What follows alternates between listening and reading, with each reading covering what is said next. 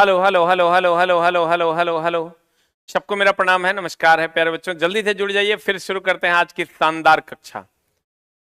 ओए होए होए, अयोध्या की धरती से प्रणाम जी, एकदम नमस्कार है, आपका स्वागत करते हैं। चलिए जल्दी से जुड़ जाइए और फिर हम लोग शुरू करते हैं आज की कक्षा को।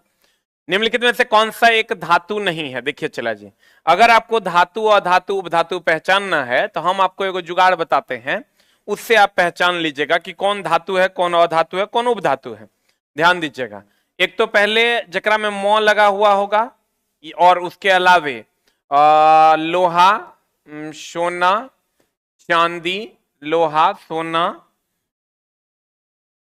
लोहा सोना चांदी, कॉपर, कॉपर निकेल, ये सब जो है धातु है। ये सब क्या है चला? धातु है। मौ लगा हुआ होना चाहिए, जैसे sodium, potassium, caesium, francium, rubidium, ये सब मौ लगा हुआ है। और उसके अलावे जो ये लोग है, ये सब क्या है? धातु है। देखो आज के बाद तुमको कभी कोई दिक्कत नहीं होगा। उसके अलावे अगर हम बात करें, इसके अलावे मौ लगा हुआ है तथा ये सब क्या है चला? धातु है। इसके अलावे उपधातु जो है वो कौन कौन है? देखो, boron, silicon, germanium, arsenic, antimony, tellurium, अपोलिनियम, इसकी संख्या 7 है और ये उपधातु है। इसकी संख्या क्या है? 7 है और ये उपधातु है। और उसके बाद बाकी जितना है, बाद बाकी जितना है, सब का सब अधातु है। देख लो चला। अब हम तुमको टेस्टिंग करके भी दोस्त मेरे बता देते हैं कि क्या है। मो लगा हुआ हो, आयरन, सोना, चांदी, कॉपर, निकेल, ये सब धातु है। मो लगा हुआ हो, आयरन, सोना, चांदी, कॉपर, निकेल, ये सब धातु है। अब बाद बाकी देखो, ये साते गो उपधातु है। Boron, silicon, germanium, arsenic, antimony, tellurium और पोलिनियम, ये उपधातु है। अब बाद बाकी जितना है, सब का सब अधातु है। अब ध्यान दीजिएगा, बाद बाकी सब का सब अधातु है। तो अब करना आपको कैसे? जैसे मान लीजिए हमको कार्बन दे दिया, तो हम कार्बन को कैसे पहचानेंगे? मौ तो लगल है नहीं, इस लिस्ट में भी नहीं है, इसका मतलब ये धातु तो नहीं है। आप धातु तो नहीं है। अब यहां boron, silicon, germanium, arsenic, antimony, tellurium और पोलिनियम दे देगा, तो ये 7 गो है, इसमें से भी नहीं है। अब बाद बाकी में आ गया, बाद बाकी में आ गया तो ये इसका मतलब अधातु होगा। तो यहां पर आप सल्फर, सल्फर की बात करिए, सल्फर की बात कीजिए। चला जी, आंसर बताइए। अब हमको आप ही लोग आंसर बताइए, क्या हो जाएगा? What is the answer? जल्दी बताइए, आंसर बता दीजिए जल्दी से, क्या हो जाएगा? कॉपर। अब देखो चला, तुमको हम जो जो बता रहे हैं उसको ध्यान से समझना। सल्फर हो जाएगा आंसर, लेकिन सल्फर की बहुत सारी बातें ऐसी है जो आपको सीखनी है। ये S8 होता है। महिला इसका बाल सीधा करने के लिए इसका यूज करती हैं। महिलाएं बाल सीधा करने के लिए ब्यूटी पार्लर में इसका यूज करती हैं। मलहम के रूप में हम लोग इसका यूज करते हैं। उसके बाद आ जाइए आप कॉपर में। कहा आ जाइए दोस्त मेरे? कॉपर में। कॉपर की अगर हम बात करें तो कॉपर तड़ित चालक में इसका यूज करते हैं, एकदम अर्थिंग में इसका यूज करते हैं, घर में भी इसका हम लोग यूज करते हैं। अर्थिंग में तो यूज करवे करते हैं, घर के वायरिंग में भी हम लोग इसका यूज करते हैं। बस बार में भी यूज करते हैं इसका, बस बार में भी यूज करते हैं इसका कॉपर का। एल्युमिनियम मुक्त अवस्था में पाया जाता है। आयरन पर जो जंग लगता है, जो जंग, यहां से क्वेश्चन चला पूछवे करेगा, पहले इसको लिख लो। इसको दोस्त मेरे लिख लो जल्दी से। यहां से धातु और धातु उपधातु को पहचानना बहुत आसान है।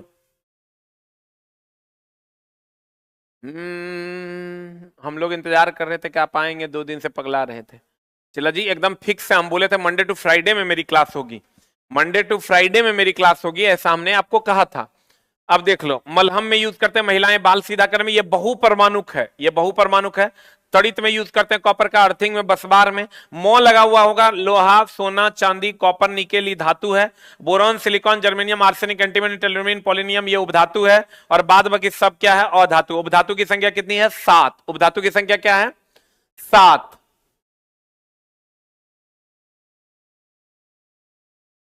अगला, अब देखो लोहा की अगर हम बात करें, चला लोहा में पहले तो जंग लगता है। आयरन ऑक्सीजन से अभिक्रिया करता है पानी की उपस्थिति में, तब ये जंग लगता है, जिसका नाम है Fe3O4। और इसका रंग जो होता है ये भूरे रंग का होता है। ये भूरे रंग का होता है। ये जो रंग होता है दोस्त मेरे, ये भूरे रंग का होता है। उसके बाद अगर हम बात करें, बताओ, जंग लगने से जंग लगने से पहले द्रव्यमान बढ़ता है और फिर घटता है। जंग लगने से पहले द्रव्यमान बढ़ता है, पहले द्रव्यमान बढ़ता है, आपका मोर देन वन ऑप्शन में बड़ा गड़बड़ करता है। अब बाद में पहले द्रव्यमान बढ़ता, पहले द्रव्यमान जो होता है ये बढ़ता, पहले द्रव्यमान बढ़ता, बाद में घट जाता है, बाद में घटता, बाद में घटता। ये ऑक्सीकरण अभिक्रिया है, चूंकि ऑक्सीजन जुटता है इसलिए ये ऑक्सीकरण अभिक्रिया है। और ये रासायनिक अभिक्रिया भी है, क्योंकि ये जंग लगने के बाद फिर से आपको वो मिलेगा नहीं। रासायनिक अभिक्रिया भी है, रासायनिक अभिक्रिया भी है। लड़का याद रखता है कि लोहे पर जंग लगेगा तो उसका आकार बढ़ जाएगा, उसका द्रव्यमान बढ़ जाएगा, लेकिन लोहे पर जंग लगने से उसका द्रव्यमान बढ़ता है, लेकिन धीरे धीरे बढ़िए थोड़े जाएगा। ऐसा थोड़े 1 किलो लोहा जो है बाद में 20 किलो हो जाएगा, पहले बढ़ता है और फिर धीरे धीरे घट जाता है। तो आंसर बता दीजिए जल्दी से, क्या हो जाएगा? लोहा पर जंग लगता है आयरन ऑक्सीजन की उपस्थिति में, Fe3O4 भूरे रंग का। जंग लगने से पहले द्रव्यमान बढ़ता है, जंग लगने के बाद द्रव्यमान बढ़ता है, पहले नहीं। जंग लगने के बाद द्रव्यमान बढ़ता है, जंग लगने के बाद द्रव्यमान बढ़ता है, अब बाद में धीरे धीरे घटता है। ऑक्सीकरण अभिक्रिया है, ये रासायनिक अभिक्रिया है। आंसर जल्दी से बता दीजिए क्या हो जाएगा, व्हाट इज द आंसर? यहां तो सल्फर हो जाएगा आंसर। ई चला लोहे में जंग लगना, एक क्वेश्चन आपके एनसीईआरटी में भी है, लोहे में जंग लगना एक गंभीर समस्या है। आपको क्वेश्चन पूछेगा लोहे में जंग लगना एक गंभीर समस्या है। लोहे में, ये एनसीईआरटी का क्वेश्चन है, लोहे में क्या एक गंभीर समस्या है? जंग लगना एक गंभीर समस्या है। अगला प्रश्न, जंग लगने से पहले द्रव्यमान बढ़ेगा फिर घटेगा, ऑक्सीकरण अभिक्रिया है, रासायनिक अभिक्रिया है। अगला प्रश्न आपके स्क्रीन पर ये रहा, एकदम शुद्ध एनसीईआरटी ही करवा रहे हैं, चला एक भी क्वेश्चन फालतू नहीं करवा रहे हैं। अब जबरदस्ती तुम कंटेंट पे ब्लेम नहीं कर देना, तो और कोनो ठीक नहीं है। ये मेरा क्वेश्चन नहीं है, ये एनसीईआरटी का क्वेश्चन है। कहते हैं, बताइए, बूझो ने सीखा कि अधातु हथौड़े से पीटकर सामान्यतः टूटकर चूर हो जाते हैं। निम्नलिखित में से कौन सी एक अधातु है जो हथौड़े से पीटने पर चूर चूर हो जाएगी?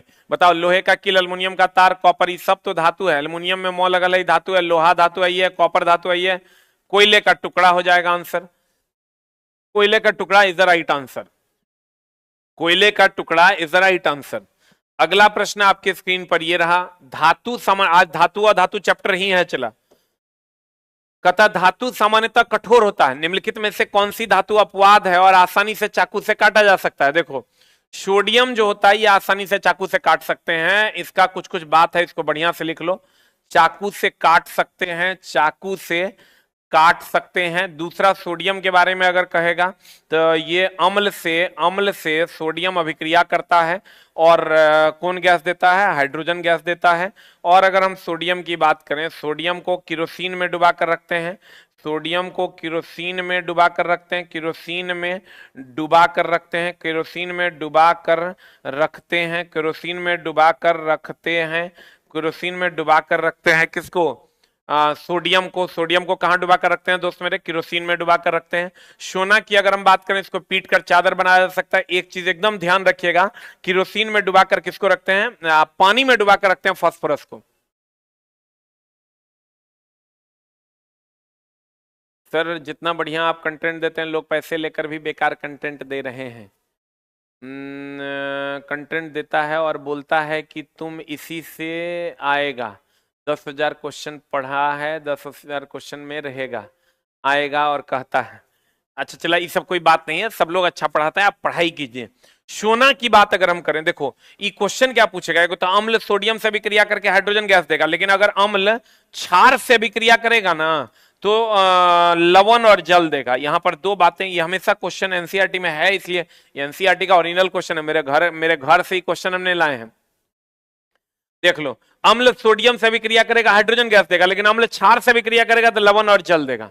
अम्ल सोडियम से अभिक्रिया करेगा तो हाइड्रोजन गैस देगा, अम्ल क्षार से अभिक्रिया करेगा तो लवण और जल देगा। ये ध्यान रखिएगा। चला, अम्ल जो है सोडियम से या धातु से विक्रिया करेगा, हाइड्रोजन गैस देगा, अम्ल क्षार से विक्रिया करेगा, लवण और क्या दे देगा? जल दे देगा। यहां पर आयरन की बात करोगे तो आयरन में जंग लगना भयानक समस्या है। अब मैग्नीशियम से जो दो क्वेश्चंस आपको आते हैं, वो मैग्नीशियम से आता है, एगो MgOH Hall 2, MgOH हॉल 2 जिसको हम लोग एंटा एसिड कहते हैं, जितना एसिडिटी का दवा है इसको हम लोग एंटा एसिड के नाम से जानते हैं। और मैग्नीशियम जो है ऑक्सीजन से भी, एनसीईआरटी का क्वेश्चन है, मैग्नीशियम बताए भी थे, मैग्नीशियम ऑक्सीजन से भी क्रिया करेगा, MgO देगा प्लस ताप एंड उष्मा देगा, ताप तथा ऊष्मा देगा, ताप तथा ऊष्मा देगा। Mg कहता है मैग्नीशियम MgO2 से अभिक्रिया करेगा, MgO प्लस ताप तथा ऊष्मा देगा, प्लस ताप तथा ऊष्मा देगा। और MgOH हॉल 2 को हम लोग मिल्क ऑफ मैग्नीशिया के नाम से भी जानते हैं, इसको हम लोग चला एंटा एसिड या मिल्क ऑफ मैग्नीशिया, हम चला बार बार कहते हैं, जो हम जान रहे हैं उन्हें थोड़ा पढ़ा रहे हैं, जो आपके एनसीईआरटी जिससे आपका सॉल्व होगा वो पढ़ा रहे हैं, वो आपको हम पढ़ा रहे हैं। Sir foundation live class science का लेना, हम चला उसको बता देंगे, ठीक है।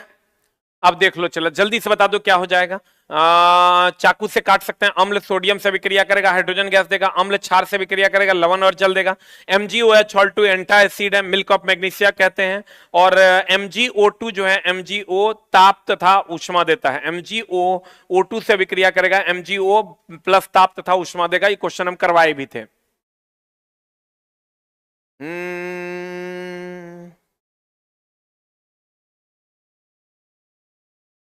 अगला प्रश्न आपके स्क्रीन पर ये कर रहा, इचला आज का चैप्टर है धातु, अधातु और उपधातु। इससे क्वेश्चन एकदम चला रहबे करता है, अधिकतर एग्जाम्स में रहता है, इसलिए एकदम आप इसको देख लीजिए। पढ़ाई का दूसरा नाम रिवीजन है, जितना ज्यादा आप कर पाते हैं घर पे भी कीजिए। कहते हैं निम्नलिखित में से किसे ठंडे जल में तीव्र अभिक्रिया करता है, कौन करता है, जल्दी बताओ कौन करता है ठंडे जल में तीव्र अभिक्रिया, जल्दी से आंसर बता दीजिए, एकदम आप ये आंसर जानते होंगे, जल्दी बता दीजिए क्या हो जाएगा आंसर। कार्बन की सोडियम, जल्दी बताओ, जल्दी बता दीजिए आंसर क्या हो जाएगा, सोडियम। कार्बन के बारे में हम आपको कुछ लाइंस बता देते हैं, एकदम ध्यान रखिएगा, हम पहले भी बताए हैं, ये श्रृंखला बनाता है, श्रृंखला बनाता है, श्रृंखला बनाता है, संयोजी इलेक्ट्रॉन, संयोजी इलेक्ट्रॉन, संयोजी इलेक्ट्रॉन और संयोजकता जो होता है इसका एक होता है, संयोजी इलेक्ट्रॉन और संयोजकता इसका सॉरी 4 होता है। और आकार छोटा होने के कारण मजबूत बंधन बनाता है, आकार छोटा होने के कारण मजबूत बंधन बनाता है, आकार छोटा होने के कारण मजबूत बंधन बनाता है, आकार छोटा होने के कारण मजबूत बंधन बनाता है, आकार छोटा होने के कारण मजबूत बंधन बनाता है, आकार छोटा होने के कारण मजबूत बंधन बनाता है, आकार छोटा होने के कारण ये कैसा बंधन बनाता है, मजबूत बंधन बनाता है। ये सार्वभौमिक तत्व है, हम जो लिखा रहे हैं चला उस पर भी ध्यान दीजिएगा, इस सार्वभौमिक तत्व के नाम से जाना जाता है। मैग्नीशियम के बारे में अभी तुरंत आपको बता दिया, सल्फर के बारे में भी अभी तुरंत आपको बता दिया, sodium is the right answer, sodium is the right answer. Phosphorus को कहां डुबा कर रखते हैं, पानी में, फास्फोरस को कहां डुबा कर रखते हैं, पानी में डुबा कर रखते हैं।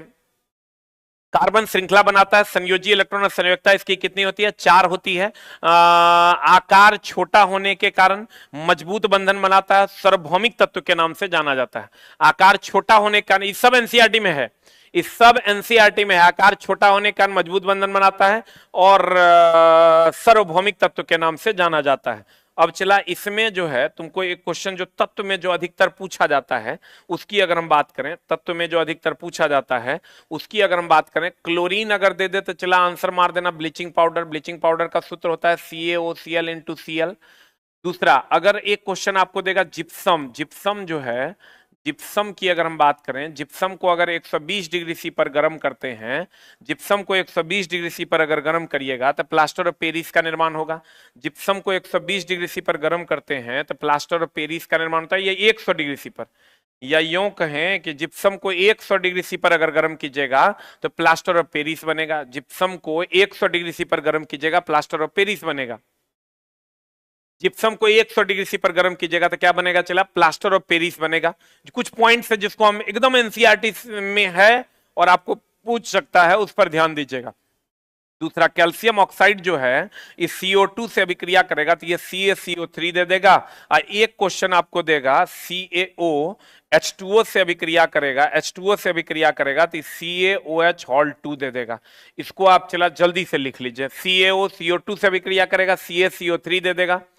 चांद ने पूछा तारों से, तारों ने पूछा हजारों से, सबसे प्यारा कौन है, मैंने कहा इसके झांसर। वाह क्या बात है। लेकिन चला, आप कंटेंट पे ध्यान दें और पढ़ें तो हमें अच्छा लगेगा। आप कंटेंट पे ध्यान दीजिए और पढ़ाई कीजिए तो हमें बहुत अच्छा लगेगा कि आप पढ़ाई कर रहे हैं। क्लोरीन से बनता है ब्लीचिंग पाउडर, जिप्सम से plaster of Paris 100 degree C पर। इस सब एनसीईआरटी का कंटेंट है। कैल्शियम ऑक्साइड CO2 से विक्रिया करेगा, CaCO3 बनाएगा, CaOH2O से विक्रिया करेगा, CaOH Hol 2 बना देगा। जल्दी से लिख। हाँ पप्पू यादव जी, बहुत बढ़िया।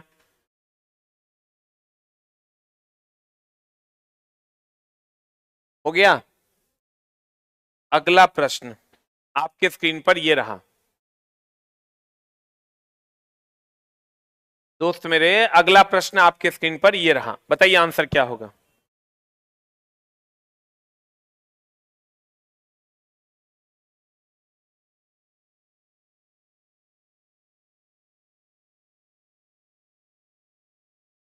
अगला प्रश्न बताइए क्या हो जाएगा। कहता है धातु तनु हाइड्रोक्लोरिक अम्ल के अलावे सोडियम हाइड्रोक्साइड के विलयन के साथ भी अभिक्रिया कर हाइड्रोजन गैस बनाता है। बताओ क्या हो जाएगा answer, what is the answer, जल्दी बता। देखो, धातु तनु हाइड्रोक्लोरिक अम्ल के अलावे सोडियम हाइड्रोक्साइड के विलयन के साथ भी अभिक्रिया कर हाइड्रोजन गैस देता है। अल्युमिनियम जो है ये तनु हाइड्रोक्लोरिक HCl से अभिक्रिया करेगा और सोडियम हाइड्रोक्साइड से अभिक्रिया करेगा। दोनों केसेस में ये हाइड्रोजन गैस देगा, ये दोनों केसेस में हाइड्रोजन गैस देगा। आयरन की अगर हम बात करें, ये अमलगम नहीं बनाता है। अमलगम क्या होता है, जब किसी भी चीज में पारा में कुछ मिला देता है तो अमलगम बन जाता है। आयरन अमलगम नहीं बनाता है। अमलगम में पारा का होना अनिवार्य है, ये चीज ध्यान रखिएगा। चला जी, अमलगम क्या होता है, पारा में, अमलगम में पारा होना अनिवार्य है। अमलगम में पारा होना अनिवार्य है। अमलगम में पारा का होना क्या है दोस्त मेरे, अनिवार्य है। कॉपर हो गया, सोडियम हो गया। अमलगम में किसका होना अनिवार्य है, पारा का होना अनिवार्य है। अमलगम में किसका होना अनिवार्य है, पारा का होना अनिवार्य है। एक दो क्वेश्चन हो सकता है चला रिपीट हो गया होगा, चूंकि चैप्टर वो जो जिस किताब से हम टिक मार रहे थे एनसीईआरटी में वो किताब नहीं था, दूसरा किताब था। हमको जो अच्छा अच्छा क्वेश्चन लगा है वो हम दिए हैं। अमलगम में पारा का होना अनिवार्य है, अम्ल में हाइड्रोजन। लेकिन चला थोड़ा एक क्वेश्चन अगर एक आध को रिपीट भी होगा तो हम उसके बदले थोड़ा बहुत चीज पढ़ा देंगे। अम्ल में हाइड्रोजन का होना अनिवार्य है। अम्ल में हाइड्रोजन अनिवार्य तत्व है। अम्ल में हाइड्रोजन जो है वो अनिवार्य है। अम्ल में कौन अनिवार्य है दोस्त मेरे, हाइड्रोजन अनिवार्य है। नोटिफिकेशन नहीं आया है, कोई बात नहीं। अमलगम में पारा का होना अनिवार्य है और अम्ल में हाइड्रोजन का होना अनिवार्य है। अमलगम में पारा का होना अनिवार्य है और अम्ल में हाइड्रोजन का होना अनिवार्य है। अमलगम में पारा का और हाइड्रोजन, अम्ल में हाइड्रोजन का, याद रखिएगा। अमलगम में किसका होना अनिवार्य है, पारा का, और अम्ल में किसका होना अनिवार्य है, हाइड्रोजन का। अगला प्रश्न, जीवाश्म ईंधन,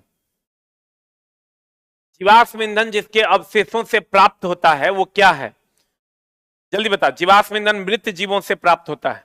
जीवाश्म ईंधन जो होता है चला मृत जीवों से प्राप्त होता है। इसका कुछ कुछ चीज हम तुमको बता देते हैं, बढ़िया समझना। जीवाश्म ईंधन, पहले तो तुमको जो क्वेश्चन पूछेगा कि ईंधन दो प्रकार का, एक चला परंपरागत, एक परंपरागत ईंधन दो प्रकार का, एक परंपरागत और एक होता है गैर परंपरागत। एक परंपरागत, एक होता है गैर परंपरागत। तो परंपरागत की अगर हम बात करें, परंपरागत को हम लोग कहते हैं अनवीन, जो नया ना हो। और यहां से क्वेश्चन चला खूब मिलेगा आपको, अनवीन। ये जो गैर परंपरागत है, जो परंपराओं से नहीं आ रहा है, इसको हम लोग कहते हैं नवीन। अब इसका फॉर्मूला क्या है, अनवीन जो पुराना है, जो समाप्त हो जाएगा, जो समाप्त हो जाएगा, जो समाप्त हो जाएगा। और गैर परंपरागत या नवीन जो समाप्त नहीं होगा, जो समाप्त नहीं होगा, जो समाप्त नहीं होगा, उसको हम लोग कहते हैं गैर परंपरागत या नवीन। जैसे देखो, इसका एग्जाम्पल हम बताते हैं आपको, ये कोयला है, इसका एग्जाम्पल है कोयला, पेट्रोल, डीजल, ये एकदम समाप्त हो जाएगा। इसके एग्जाम्पल की बात करोगे, सूर्य की ऊर्जा, सूर्य की ऊर्जा, हवा की ऊर्जा, समुद्री जल की ऊर्जा, समुद्र की ऊर्जा, ये सब कभी ना समाप्त होने वाली ऊर्जा का स्रोत है। बढ़िया से देख लो, जल्दी से बढ़िया से देख लो। चला एक बार फिर से हम बता देते हैं, परंपरागत और अनवीन। देखो इसको दिमाग में रखोगे, परंपराओं से चलते आ रहा है, बहुत पहले से चलते आ रहा है, जो नवीन नहीं है, अनवीन है, कन्वेंशनल है, पुराना है। तो चला परंपरागत या अनवीन की अगर हम बात करें, जो समाप्त होने वाला है, जो अब फिर कभी नहीं मिलेगा आपको, धीरे धीरे समाप्त हो जाएगा।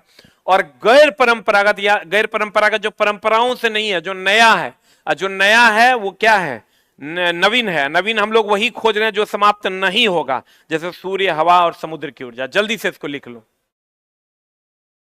हाँ एकदम। चला न्यूमेरिकल का भी एक मैराथन दे देंगे, एकदम आप उसके लिए निश्चिंत रहिए।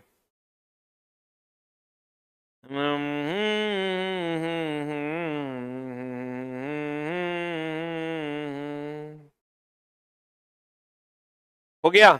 अगर हम कहें परंपरागत या जो परंपराओं से आ रहा अनवीन है, जो समाप्त हो जाएगा, और गैर परंपरागत की बात करें, जो नवीन है, जो समाप्त नहीं होगा, कभी नहीं समाप्त होगा, वो सूर्य है, हवा है, समुद्र की ऊर्जा है। आंसर बता दीजिए जल्दी से, क्या हो जाएगा आंसर। इसको बढ़िया से लिख लो। परंपराओं से वो है जो समाप्त हो जाएगा, गैर परंपरागत या नवीन वो है, नया वो है जो समाप्त नहीं होगा। यहां से आपको क्वेश्चंस मिलवे करेगा। मैं अयोध्या से हूं, पटना से आना चाहता हूं, पटना में रूम दिलवा दीजिए। एकदम रूम मिल जाएगा। चला जी, वेलकम है आपका। अगला प्रश्न आपके स्क्रीन पर ये रहा, पदार्थ जो ऑक्सीजन से अभिक्रिया करके ऊष्मा देता है ज्वलनशील पदार्थ कहलाता है। निम्नलिखित में से कौन सा एक ज्वलनशील पदार्थ है?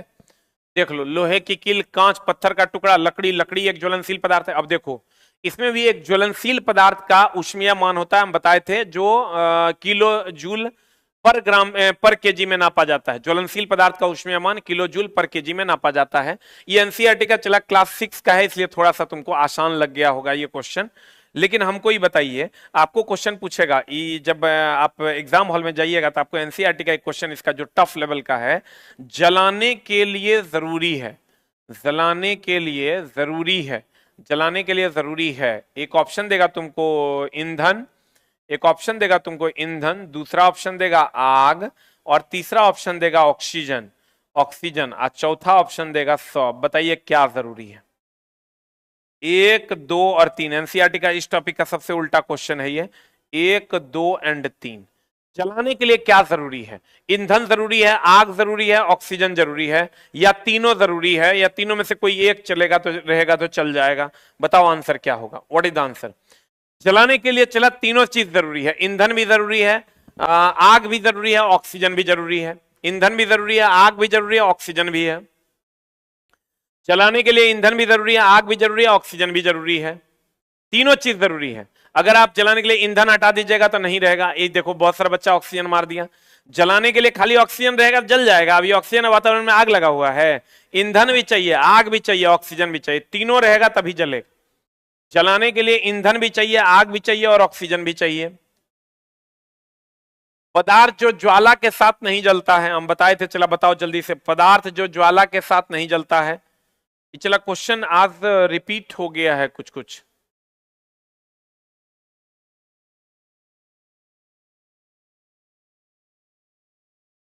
अच्छा, 2-3 क्वेश्चन चला आज रिपीट हो गया है, कोई बात नहीं। पिछले क्लास में बताए थे, पदार्थ जो ज्वाला के साथ नहीं जलता है वो है लकड़ी या कोयला। लकड़ी का कोयला ये ज्वाला के साथ नहीं जलता है। कोई बात नहीं, चला कल हम इसका ध्यान रखेंगे। वो किताब चेंज हो गया, इसलिए थोड़ा सा जो इंपॉर्टेंट था हम टिक टिकाए, और ये क्वेश्चन ऑलरेडी 1-2 इसमें से हम करवा चुके थे। लेकिन कोई बात नहीं, कहते हैं यदि किसी इसमें हम अच्छा क्वेश्चन, आपको अगर एक आध को रिपीट भी होगा तो हम अच्छा क्वेश्चन उसके बदले आपको करवा देंगे। यदि किसी व्यक्ति को कपड़ों में आग लग जाती है, अभी चला हम 6-7 में थे, अब हम 8-9 में प्रवेश करने वाले हैं। अभी जो आपको आसान आसान क्वेश्चन दिख रहा था, क्योंकि ये 6-7 का एनसीईआरटी था, अब हम 8-9 में जैसे ही घुसेंगे आपका लेवल हो जाएगा एकदम महा महा महा ऊपर। तो कहते हैं यदि किसी व्यक्ति के कपड़े में आग लग जाती है तो उसे बुझाने का सर्वश्रेष्ठ तरीका क्या है? कपड़ों पर पानी डाल देना है, अग्निशमक का उपयोग करना है, व्यक्ति को ऊनी कंबल से ढक देना है, व्यक्ति को पॉलीथीन की चादर से ढक देना है। एनसीईआरटी का क्वेश्चन है। पॉलीथीन की चादर से एकदम नहीं ढकिए, व्यक्ति को कपड़ों पर पानी भी नहीं डालना है, अग्निशमक का प्रयोग भी नहीं करना है, और व्यक्ति को ऊनी कंबल से ढक देना है। C for cat is the right answer. व्यक्ति को ऊनी कंबल से ढक देना है। अब देखो चला, अगर आग लगता है, आग लगता है, कपड़ों में आग लग जाता है, तो उसे बुझाने के लिए आप ही ध्यान रखिएगा, पॉलिस्टर सबसे तेजी से आग पकड़ता है, सबसे तेजी से आग पकड़ता है। पॉलिस्टर जो है सबसे तेजी से आग पकड़ता है। सबसे तेजी से आग कौन पकड़ता है दोस्त मेरे? पॉलिस्टर। सबसे तेजी से आग कौन पकड़ता है? पॉलिस्टर। और सबसे धीरे आग कौन पकड़ता है? सबसे धीरे आग पकड़ता है सूती। सबको पता होगा सबसे धीरे आग पकड़ता है सूती वस्त्र। सूती वस्त्र। आग पकड़ने के लिए ऑक्सीजन का होना अनिवार्य है, ऑक्सीजन का होना अनिवार्य है। आग पकड़ने के लिए ऑक्सीजन का होना अनिवार्य है। अगर ऑक्सीजन नहीं रहेगा तो आग नहीं पकड़ेगा। आग पकड़ने के लिए चला मेरे ऑक्सीजन का होना अनिवार्य है, अगर ऑक्सीजन नहीं रहेगा तो आग नहीं पकड़ेगा। दूसरा, श्वसन जो है, श्वसन, श्वसन जो है एक दहन है, मंद दहन है, और ये ऊष्माक्षेपी अभिक्रिया है। ये कौन अभिक्रिया है चला? ऊष्माक्षेपी अभिक्रिया। टीआरई 3.0 में क्वेश्चन था, जो ऊष्मा देगा उसे क्या कहते हैं? ऊष्माक्षेपी अभिक्रिया कहते हैं। जो ऊष्मा लेगा उसे क्या कहते हैं? ऊष्माशोषी अभिक्रिया कहते हैं। तो श्वसन एक दहन है और दहन एक ऊष्माक्षेपी अभिक्रिया है। एक चीज और ध्यान रखिएगा, कोयला के खान वगैरह में CH4 ऑक्सीजन की उपस्थिति में अभिक्रिया करके विस्फोट करता है। CH4 ऑक्सीजन की उपस्थिति में अभिक्रिया करके विस्फोट करता है। और एक चीज और ध्यान रखना, ऊर्ध्वपातन। ऊर्ध्वपातन हम बार बार कहते हैं बच्चों को, ये पूछवे करेगा, आपको नहीं पूछेगा तो आपके पड़ोसिया में रहेगा वाष्पोत्सर्जन। ये ऊष्माशोषी अभिक्रिया है, ये ऊष्माशोषी, क्योंकि ये ऊष्मा लेगा और लेगा तभी गर्म होगा। ऊर्ध्वपातन और वाष्पोत्सर्जन ये ऊष्माशोषी अभिक्रिया है। ऊर्ध्वपातन और वाष्पोत्सर्जन ये ऊष्माशोषी अभिक्रिया है।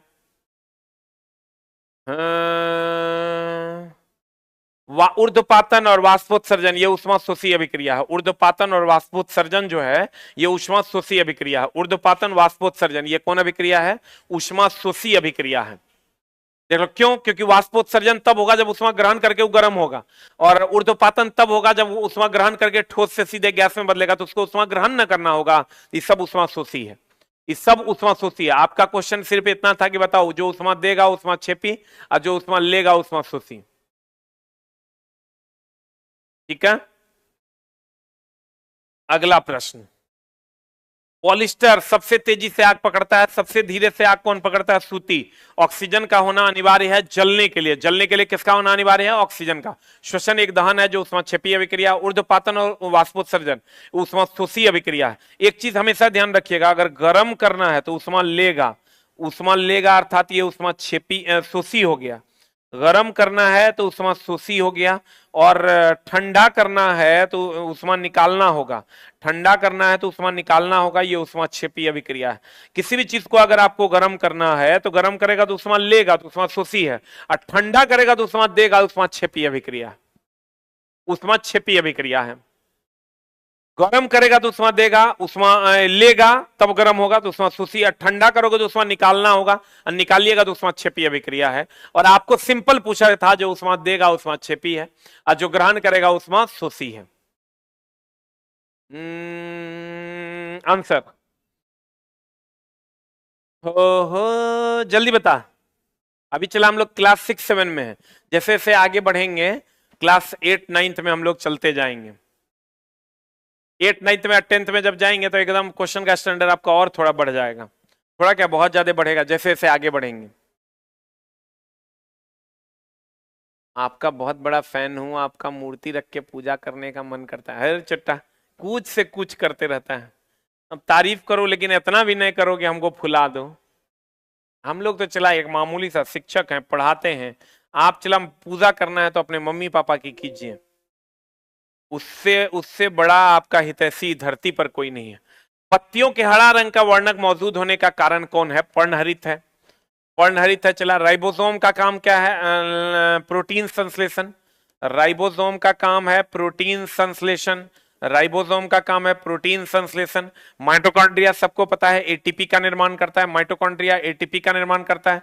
हरित लवक प्रकाश संश्लेषण में भोजन निर्माण में मदद करते हैं, भोजन निर्माण में मदद करते हैं। प्रकाश संश्लेषण या भोजन निर्माण में मदद करते हैं, भोजन निर्माण में मदद करते हैं।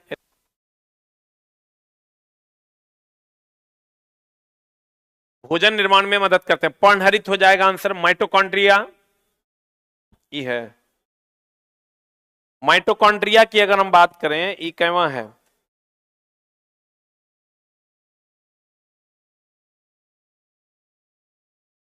माइटोकॉन्ड्रिया जो है वो एटीपी का निर्माण करता है। माइटोकॉन्ड्रिया भोजन निर्माण में हरित लवक का यूज करते हैं हम लोग। पर्ण हरित हो जाएगा और प्रोटीन संश्लेषण राइबोसोम हो जाएगा। प्रोटीन फैक्ट्री भी कहते हैं इसको।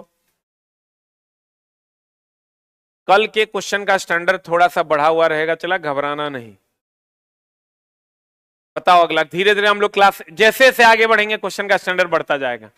कहते हैं जब किसी चालक के विलयन में से विद्युत धारा प्रवाहित की गई हो तो उसका रंग परिवर्तित हो गया, या इंगित करता है कि विद्युत धारा का कौन प्रभाव है। देखो चला, ई अगर ऊष्मा जनरेट हुआ था तापीय प्रभाव है, रंग बदला था रासायनिक प्रभाव है, चुंबकीय प्रभाव हो जाएगा। अगर मैग्नेटिक फील्ड जनरेट होगा, ई रासायनिक प्रभाव का खोज किया था कौन? रासायनिक प्रभाव का खोज किया फेराडे। रासायनिक प्रभाव का खोज किया फेराडे। तापीय प्रभाव का खोज किया जूल। और चुंबकीय प्रभाव का खोज किया एचसी ऑरेस्टेड। एचसी ऑरेस्टेड। देख लो, विद्युत धारा के रासायनिक प्रभाव का खोज किया फेराडे, विद्युत धारा का तापीय प्रभाव का खोज किया जूल, चुंबकीय प्रभाव का खोज किया एचसी ऑरेस्टेड। अब विद्युत का प्रकाशीय प्रभाव नहीं होता है। हमको क्वेश्चन कह रहा है किसी चालक में से विद्युत धारा प्रवाहित की गई तो उसका रंग परिवर्तित हो गया, यह इंगित करता है विद्युत धारा का कौन प्रभाव? जल्दी बता, जल्दी बता, व्हाट इज द आंसर? यह इंगित करता है विद्युत धारा का रासायनिक प्रभाव। यह इंगित करता है, चला, विद्युत धारा का कौन प्रभाव? रासायनिक प्रभाव।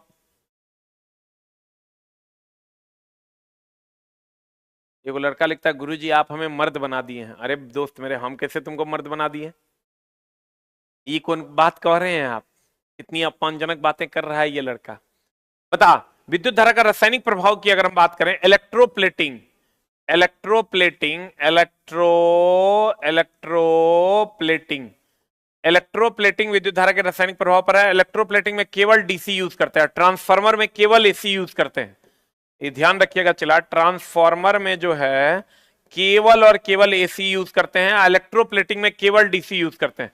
विद्युत धारा के तापीय प्रभाव पर बहुत सारा यंत्र है। विद्युत धारा के तापीय प्रभाव पर एगो तो हीटर हो गया, हीटर हो गया, गीजर हो गया, ये सब विद्युत धारा के तापीय प्रभाव पर आधारित है। चुंबकीय प्रभाव पर आधारित है गैल्वेनोमीटर, गैल्वेनोमीटर, गैल्वेनोमीटर, गैल्वेनोमीटर है, आमीटर है, वोल्टमीटर है, आमीटर है, वोल्टमीटर है। ये विद्युत धारा के चुंबकीय प्रभाव पर आधारित है, वोल्टमीटर है। देख लो, विद्युत धारा का रासायनिक प्रभाव का खोज फेराडे किया था, विद्युत धारा का तापीय प्रभाव का खोज जूल किया था, चुंबकीय प्रभाव का खोज एचसी ऑरेस्टेड किया था। किसने किया था, चला? और विद्युत धारा के रासायनिक प्रभाव का एग्जांपल है इलेक्ट्रोप्लेटिंग, जिसमें केवल डीसी यूज होता है। ट्रांसफार्मर में क्या यूज होता है? केवल एसी यूज होता है। इसी में दे देगा एक से अधिक एसी यूज होता है, डीसी यूज होता है, एक से अधिक एसी भी हो सकता है, डीसी भी हो सकता है, इनमें से कोई नहीं, एक से अधिक। अब चला, चुंबकीय प्रभाव की अगर हम बात करें, गैल्वेनोमीटर, आमीटर, वोल्टमीटर यूज करते हैं। और एचसी ऑरेस्टेड ने विद्युत धारा के चुंबकीय प्रभाव की बात की थी। एचसी ऑरेस्टेड ने विद्युत धारा के विद्युत चुंबकीय प्रेरण की अगर हम बात करें तो विद्युत चुंबकीय प्रेरण का खोज फेराडे किया था। देखो चला, इसमें थोड़ा सा झोल है, इसको लिख लो फिर बतियाते हैं। ला ला ला ला ला ला ला ला ला ला ला, ये हो गया। इसको लिख लीजिए फिर हम बतियाते हैं क्या मामला है। थोड़ा सा आपको झोले में फंसा देगा क्वेश्चन। इलेक्ट्रोप्लेटिंग में केवल डीसी, ट्रांसफार्मर में केवल एसी। अब देखो चला, तुमको क्वेश्चन कहेगा कि विद्युत विद्युत चुंबकीय प्रेरण, विद्युत चुंबकीय प्रेरण का खोज कौन किया था? विद्युत चुंबकीय प्रेरण का खोज किया था फेराडे। विद्युत चुंबकीय प्रेरण का जो खोज है वो कौन किया था? चला, फेराडे किया था। विद्युत चुंबकीय प्रेरण का जो खोज है ये किसने किया था? फेराडे ने किया था। फिर आ जाइए आप विद्युत चुंबकीय प्रभाव की अगर हम बात करें, विद्युत चुंबकीय प्रभाव, विद्युत चुंबकीय प्रभाव, विद्युत चुंबकीय प्रभाव की अगर हम बात करें तो विद्युत चुंबकीय प्रभाव का खोज किया एचसी ऑरेस्टेड, एचसी ऑरेस्टेड ने किया था।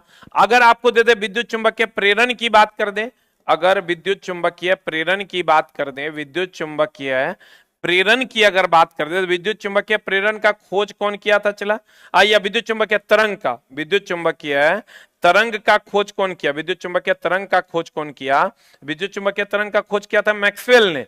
विद्युत चुंबकीय तरंग का खोज कौन किया दोस्त मेरे? मैक्सवेल ने किया। देखो, विद्युत चुंबकीय प्रेरण का खोज फेराडे ने किया, विद्युत चुंबकीय प्रभाव का खोज एचसी ऑरेस्टेड ने किया, विद्युत चुंबकीय तरंग का खोज मैक्सवेल ने किया।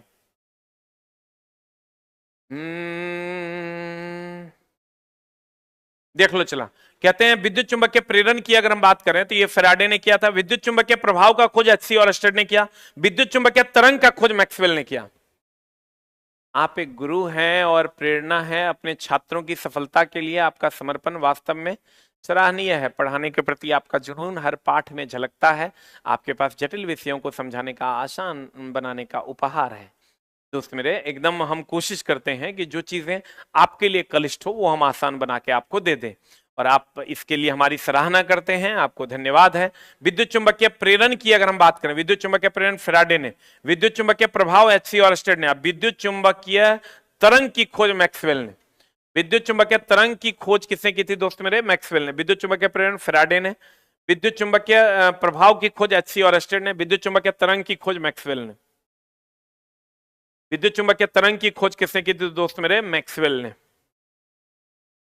विद्युत चुंबकीय प्रेरण फैराडे ने। विद्युत चुंबकीय प्रभाव एचसी ऑरस्टेड ने। विद्युत चुंबकीय तरंग की खोज किसने की? मैक्सवेल ने की।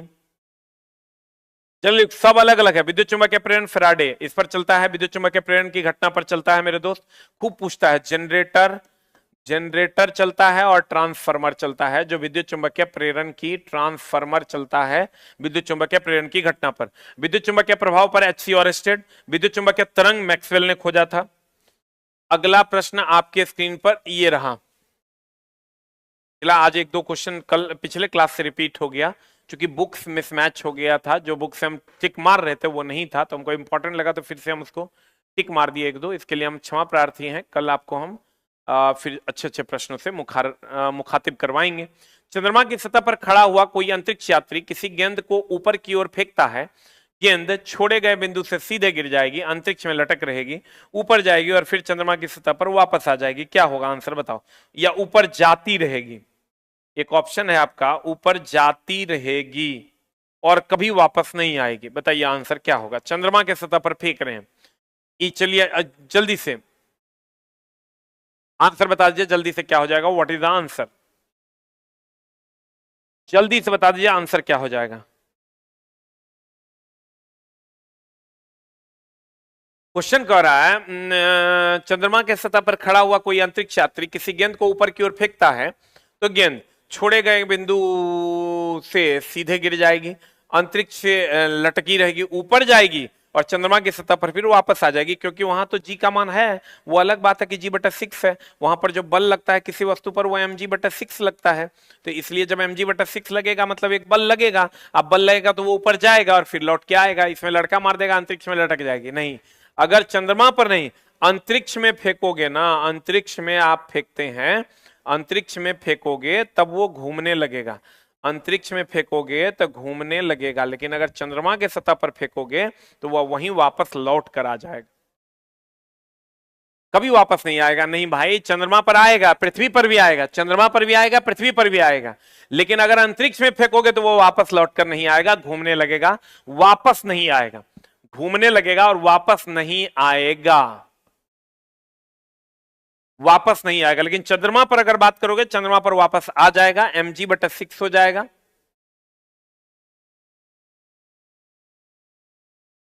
mg/6 हो जाएगा। अंतरिक्ष में फेंकोगे तो घूमने लगेगा। बताओ, चंद्रमा पर से अंतरिक्ष देखने पर कैसा दिखाई देता है? क्वेश्चन आपको मिलेगा।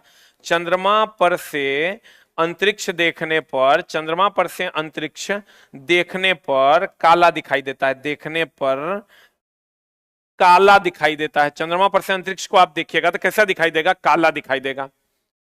दीपक जी, चंद्रमा पर से अंतरिक्ष देखने पर काला दिखाई देता है। अंतरिक्ष में फेंकिएगा घूमने लगेगा, लेकिन पृथ्वी पर चंद्रमा पर फेंकिएगा वापस लौट कर आ जाएगा, क्योंकि वहां लगने वाला बल जो होता है पृथ्वी पर mg होता है, चंद्रमा पर mg/6 होता है। चंद्रमा पर से किसी वस्तु अंतरिक्ष को देखिएगा तो कैसा दिखाई देगा दोस्त मेरे? काला। हम बोले ना, बार बार कहते हैं हम जानते हैं इसमें बहुत कुछ है, लेकिन आपको बताएंगे उतने जो आपको पूछेगा। क्योंकि चला 10 साल का एक्सपीरियंस है तो मेरे पास बहुत सारा कंटेंट है, लेकिन हम आपको उतने बताएंगे जो आपके लिए जरूरी है। रदरफोर्ड के एक टीचर का यह भी कर्तव्य है कि सिर्फ जरूरी की बातें ही बताई जाए, जबरदस्ती अपना बड़प्पन के लिए बहुत सारी चीजें ना लिखी जाए। बताओ आंसर क्या होगा? What is the answer?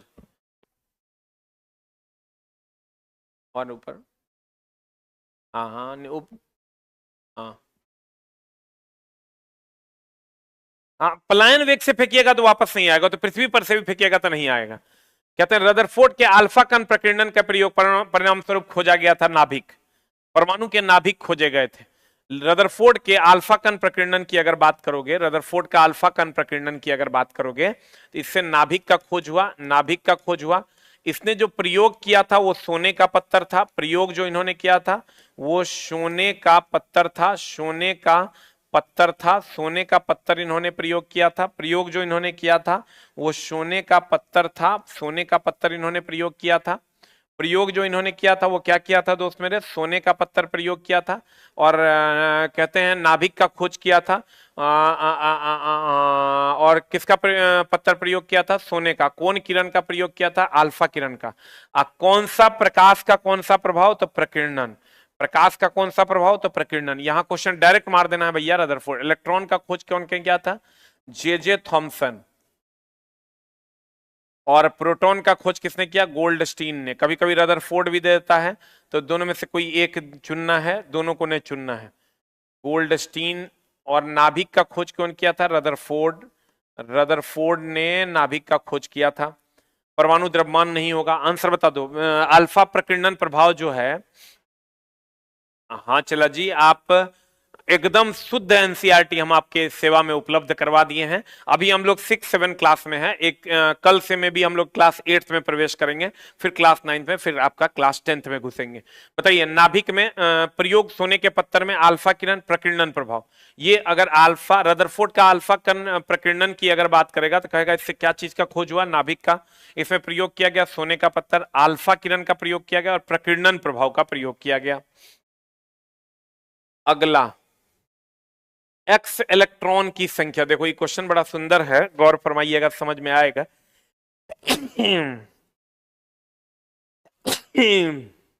अगला ये जो क्वेश्चन है, कहता है एक तत्व एक्स में इलेक्ट्रॉन की संख्या 15 है। मान लीजिए न्यूट्रॉन की संख्या 16 है। निम्नलिखित में से कौन सा तत्व का सही प्रदर्शन है। देखो, इलेक्ट्रॉन की संख्या जो है वो 15 है, न्यूट्रॉन की संख्या 16 है। न्यूट्रॉन की ये परमाणु संख्या है, ये परमाणु भार है। देख लो बढ़िया से। ई जो है परमाणु संख्या है, ई परमाणु संख्या है, परमाणु संख्या को जेड से डिनोट करते हैं। आई परमाणु भार है। तुमको क्वेश्चन कह रहा है एक तत्व है जिसमें 15 इलेक्ट्रॉन और 16 न्यूट्रॉन है। देखो इसमें 15 इलेक्ट्रॉन है, यहाँ पर इलेक्ट्रॉन लिखते हैं, ये इसमें भी 15 है, इस ई तो नहीं होगा। अब यहाँ 16, देखो 31 में से 15 गया 16, 31 में से 16 गया तो 15। आंसर हमको लगता है ए नंबर हो जाएगा। न्यूट्रॉन ऐसे निकालते हैं, चला ये जो होता है ये प्रोटॉन की संख्या है, यही इलेक्ट्रॉन की संख्या है। और न्यूट्रॉन अगर आपको निकालना है तो परमाणु भार में से परमाणु संख्या को घटा दीजिए, या न्यूट्रॉन निकालना है तो ए माइनस जेड के जगह पर हम लोग पी लिखते हैं। ए माइनस जेड के जगह पर हम लोग क्या लिखते हैं दोस्त मेरे, पी लिखते हैं।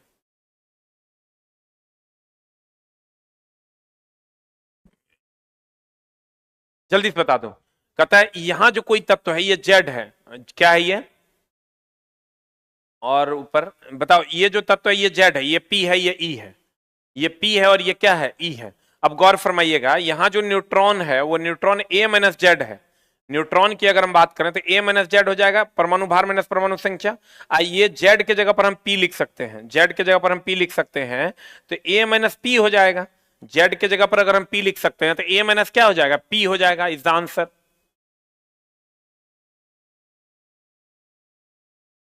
आंसर बता दो जल्दी से, क्या हो जाएगा। इसको घटाओगे तो न्यूट्रॉन की संख्या निकल जाएगी। इसका लेकिन जब 8-9th में जाएंगे चला तो टफ क्वेश्चन आएगा, एक जो दिया हुआ है कैटायन वाला, एक एनसीईआरटी में क्वेश्चन दिया हुआ है। क्वेश्चन अगला क्या है, कहता रदरफोर्ड के नाभिक के प्रतिरूप के संबंध में कौन सा कथन सही है। नाभिक में धन आवेशित माना, नाभिक को धन आवेशित माना। प्रमाणित किया कि कण हाइड्रोजन परमाणु के 4 गुना भारी है। प्रमाणित किया कौन कण, अल्फा कण। अल्फा कण देगा तब सही होगा। सौर परिवार की तुलना की जा सकती है। थॉमसन मॉडल से सहमति दर्शाया। क्या होगा आंसर, जल्दी बता, जल्दी बता आंसर क्या हो जाएगा। ई कहता है नाभिक धन आवेशित है, ये बात इन्होंने स्वीकार किया। परमाणु की क्रिया अल्फा कण के हाइड्रोजन, ई बात चला, ई नहीं कहा था, ये बात सत्य है, लेकिन ये बात रदरफोर्ड ने नहीं कहा था। सौर परिवार के से तुलना की जा सकती है, ये बात भी कहा था उन्होंने। थॉमसन मॉडल से सहमति नहीं दर्शाया था। आंसर हो जाएगा 1 और 3 इज द राइट आंसर। 1 और 3 इज द राइट आंसर। एक चीज का ध्यान रखिएगा, एनसीईआरटी में आगे मिलेगा ये क्वेश्चन, हम आपको करवाएंगे भी। सबसे पहला मॉडल दिया था थॉमसन ने, प्लम पुडिंग का सिद्धांत दिया था। उसके बाद थॉमसन के बाद आया डाल्टन। थॉमसन के बाद कौन आया दोस्त मेरे? थॉमसन के बाद आया डाल्टन साहब, और डाल्टन के बाद आया था रदरफोर्ड। और रदरफोर्ड के बाद आया था बोरब्यूरी। याद रखिएगा चला जी, क्वेश्चन यहां से पूछता है। रदरफोर्ड के बाद आया था बोरब्यूरी का सिद्धांत। ये क्रम है। परमाणु के लिए जो सिद्धांत आया था, परमाणु के लिए जो सिद्धांत आया था वो पहला दिया था, क्वेश्चन है डायरेक्ट एनसीईआरटी में। ये पहला था थॉमसन, फिर था डाल्टन, फिर था रदरफोर्ड, फिर था बोरब्यूरी। पहला जो प्लम पुडिंग का सिद्धांत दिया था वो थॉमसन दिया था, उसके बाद डाल्टन दिया था, उसके बाद रदरफोर्ड, उसके बाद बोरब्यूरी ने ये सिद्धांत दिया था। एकदम याद रखिएगा, ये क्वेश्चन डायरेक्टली आपको मिलेगा। तापमान बढ़ने से आर्द्रता परिवर्तन, तापमान बढ़ेगा तो आर्द्रता बढ़ेगा, तापमान बढ़ेगा चला तो आर्द्र गुणों की, आर्द्र अणुओं की संख्या बढ़ती है। वो अलग मामला है, उस पर बहुत ज्यादा क्लास आपको समझना होगा। अगला प्रश्न, ये एनसीईआरटी का क्वेश्चन है, ये अगर आप जाइएगा एनसीईआरटी में तो एनसीईआरटी में आपको ये क्वेश्चन मिल जाएगा। एक तत्व, देखो ये क्वेश्चन आइए गया आज, एक तत्व, ये हमेशा ध्यान रखिएगा, जितना माइनस चार्ज होगा इलेक्ट्रॉन में उतना प्लस करेंगे, जितना प्लस चार्ज होगा इलेक्ट्रॉन में उतना माइनस करेंगे। फॉर एग्जाम्पल, अगर आप सोडियम की बात करोगे, सोडियम 1123 की अगर आप बात करोगे तो ध्यान देना, सोडियम 1123 की अगर हम बात करें, 1123 की बात करें तो इसमें इलेक्ट्रॉन की संख्या 11 है। जो यहां होगा वही इलेक्ट्रॉन है। अगर सोडियम प्लस है, 1123 है, तो जय प्लस होगा उतना इलेक्ट्रॉन में माइनस हो जाएगा, क्योंकि प्लस का मतलब होता है त्याग करना। 11 में से 1 गया, ये हो जाएगा 10। और अगर सोडियम माइनस है, 1123 है और यहां माइनस है, तो इसका मतलब इलेक्ट्रॉन की संख्या हो गई 11 और प्लस 1 बराबर 12। देख लो बढ़िया से, हमने आपको क्या कहा? हमने आपको कहा दोस्त मेरे कि सोडियम अगर Na प्लस है तो इलेक्ट्रॉन एगो प्लस है तो यहाँ एगो माइनस हो जाएगा क्योंकि इसने त्याग किया। अगर यहाँ माइनस है तो ये एगो यहाँ प्लस हो जाएगा क्योंकि इसने ग्रहण किया। अब आप क्वेश्चन में जाइए, एक तत्व का आयन पर 3 धनावेश है। मान लो कोई तत्व है, इस पर 3 धनावेश है, इस पर 3 धनावेश है।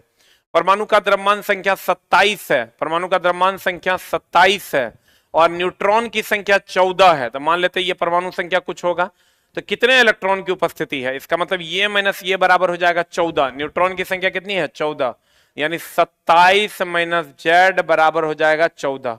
अब यहां से जेड बराबर निकालोगे, 14 13 27 13, और जो जेड होता है वही प्रोटॉन है, वही इलेक्ट्रॉन है।